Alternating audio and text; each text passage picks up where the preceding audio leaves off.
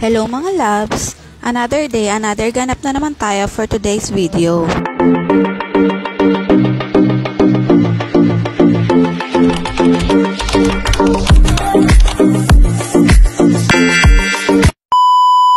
At dahil nga birthday ni Daddy ngayon, naisipan niyang bumili ng maluluto sa bayan. Bumili lang naman siya ng karne, hipon at pusit para maihaw. Katapos naman naming lutuin ay kumain na din kami. Hindi ko na rin nakuna ng video dahil 2:00 na kami nakakain ng tanghalian ng mga oras na yan. At dahil nga nag-prepare si Daddy ng tubig sa swimming pool, nakiswimming na din ako dahil nga sobrang init ng panahon ngayon. Medyo madumi na nga yung tubig sa mga oras na yan dahil nauna silang maligo sa akin habang nagluluto ako kanina. At maya-maya ay nakijoin na din sa amin si Daddy. O diba, happy family. Kulang na lang si Ate Jade at si Ate Alexa. Sabi ko nga kay Daddy, kailangan matapos na tayo pagligo bago mag 3:00 dahil yun nga ang kasabihan ng matatanda. At dahil nga Biyernes Santo na mga araw na yan. Medyo giniginaw na nga ako ng mga panahon yan kaya nagpasya na akong magbanlaw para makapagpalit na rin ng damit. Kinagabihan nga ay pumunta kami sa bayan para manood ng prosesyon ng mga santo. Napakaraming tao na rin ang mga oras na yan dahil magi-start na nga ang prosesyon. Nagbebendisyon nga si Father kaya sabi ko kay Daddy lumapit kami para mahagip naman kami ng holy water. Halos siksikan na din ang mga tao kaya napakahirap ng sumingit lalo na't may kasama kaming bata.